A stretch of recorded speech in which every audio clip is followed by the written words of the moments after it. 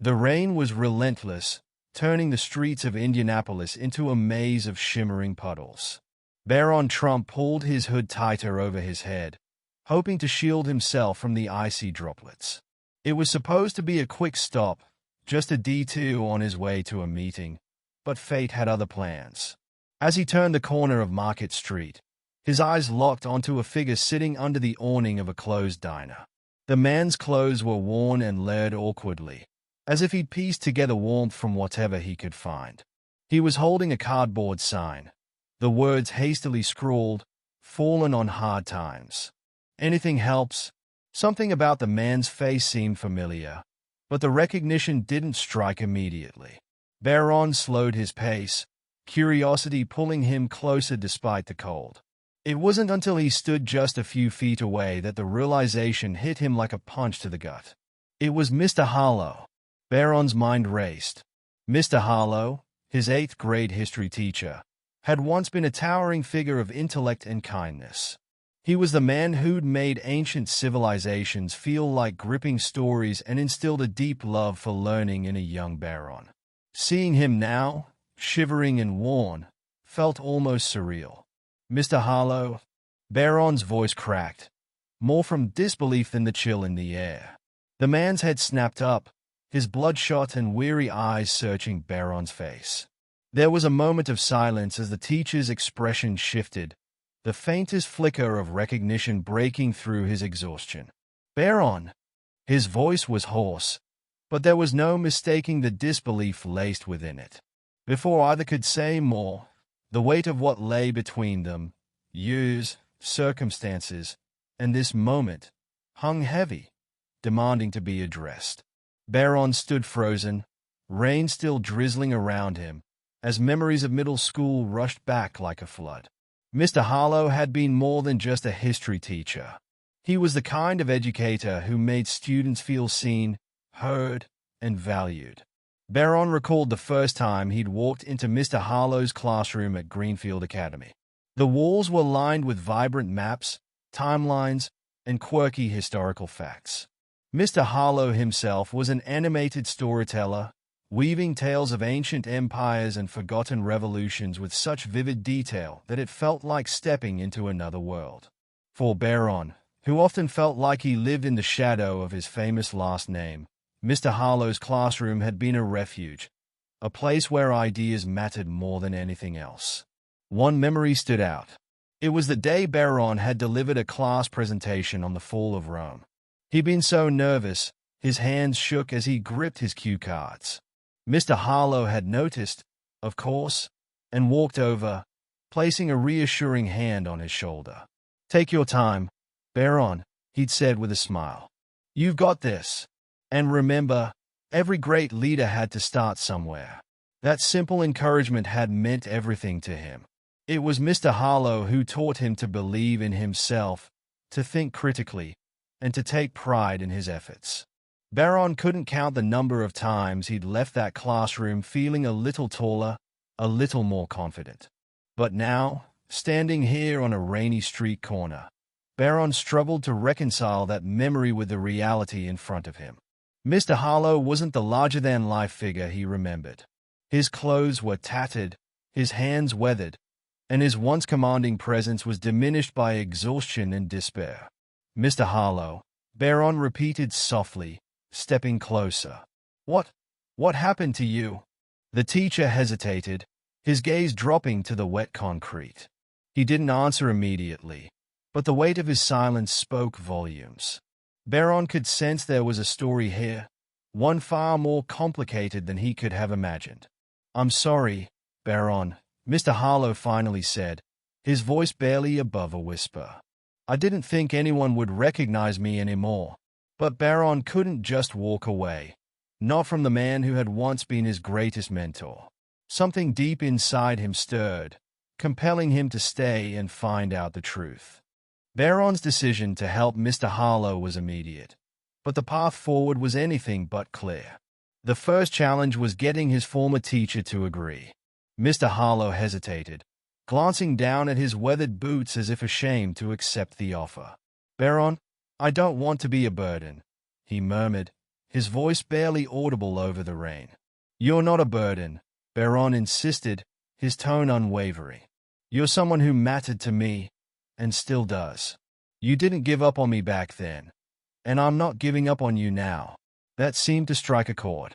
Slowly, Mr. Harlow nodded, allowing Barron to help him to his feet. They walked together toward Barron's car, a silent understanding passing between them. Once they were out of the rain and seated in the warmth of the car, Barron began to formulate a plan. He wasn't naive. He knew this wasn't a problem that could be solved overnight. But he also knew he couldn't leave Mr. Harlow to fend for himself any longer. Barron started small, taking Mr. Harlow to a nearby motel where he could get a hot shower and a proper bed for the night. As Mr. Harlow stepped into the room, he paused, his eyes scanning the modest space. "It's been years since I've slept anywhere that wasn't a shelter or the street," he said softly. Barron's heart clenched, but he didn't let the emotion show. "Get some rest," he said, handing Mr. Harlow a few essentials he'd picked up from a nearby store. "We'll figure out the rest tomorrow." The next day, Barron began tackling the bigger challenges. He reached out to local organizations for assistance, but it quickly became clear that resources were limited and navigating the system would be a maze. He also realized that Mr. Harlow's lack of identification would be a significant obstacle. It was nearly impossible to secure housing or employment without it. Why does it feel like everything is designed to keep people down once they fall? Barron vented during a phone call to a homeless outreach center. The woman on the other end offered a kind but sobering reply. "It's not easy, but people like you stepping in make all the difference." Encouraged but determined to do more, Barron took to social media, sharing a heartfelt post about his former teacher's story. He hoped to connect with former students or anyone willing to lend a hand. Within hours, the post gained traction, with hundreds of likes and comments flooding in. Old classmates reached out, some sharing their own stories of how Mr. Harlow had impacted their lives. Offers to help started trickling in, some small, others more significant. But not everyone was supportive. Barron faced criticism from those who accused him of using his privilege to play hero. Others questioned why he was helping just one man when so many needed assistance. The negativity stung, but Barron reminded himself why he'd started this journey. He also had to contend with Mr. Harlow's own doubts. There were moments when the former teacher seemed overwhelmed by guilt and shame, questioning whether he deserved this second chance. Barron stayed patient, reminding him of the man he used to be, the one who had inspired so many young minds. "It's not about what you've lost," Barron said one evening. "It's about what you still have to give." The weeks that followed were a whirlwind of small victories and unexpected challenges. Barron worked tirelessly, balancing his personal commitments with his determination to help Mr. Harlow rebuild his life. Slowly but surely, the pieces began to fall into place. One of the first breakthroughs came when Barron managed to secure a meeting with a local nonprofit focused on helping homeless individuals reintegrate into society. They agreed to assist Mr. Harlow in obtaining replacement identification documents, a critical step toward finding stable housing and employment. Though the process was tedious, it marked a significant turning point. With Barron's encouragement, Mr. Harlow also began attending group therapy sessions offered by the nonprofit. These meetings were difficult at first. Opening up about his struggles was an emotional and painful experience. But with each session, Mr. Harlow seemed to reclaim a small part of himself that had been buried under years of hardship. One evening, as they sat in Barron's apartment reviewing job listings, Mr. Harlow suddenly looked up. "Do you think I could teach again?" he asked, his voice tentative but hopeful. Barron smiled. "Why not? You were born to teach, Mr. Harlow. Let's make it happen." They started small. Mr. Harlow began tutoring at a local community center, offering free classes in history and writing for underprivileged kids. Watching him interact with the students was like seeing a spark reignite. His confidence grew with each lesson, and soon parents and staff began singing his praises. It wasn't long before the center offered him a part-time teaching position, The most poignant moment came a few months later at a community event hosted by the center. Mr. Harlow was invited to give a speech about his journey. Standing before a crowd of students, parents, and supporters, he spoke candidly about his fall from grace and the people who had helped him back up. "I thought my story was over," he said, his voice steady but emotional. "But what I've learned is that every chapter, no matter how dark, leads to the possibility of something new. And it's never too late to rewrite the ending." The audience erupted into applause, and Barron, standing at the back of the room, felt a lump form in his throat. For the first time in years, Mr. Harlow looked like the man Barron had admired so deeply, proud, confident, and full of purpose. After the event, Mr. Harlow approached Barron, his eyes glistening with gratitude. "I don't know how to thank you," he said. "You gave me back my life.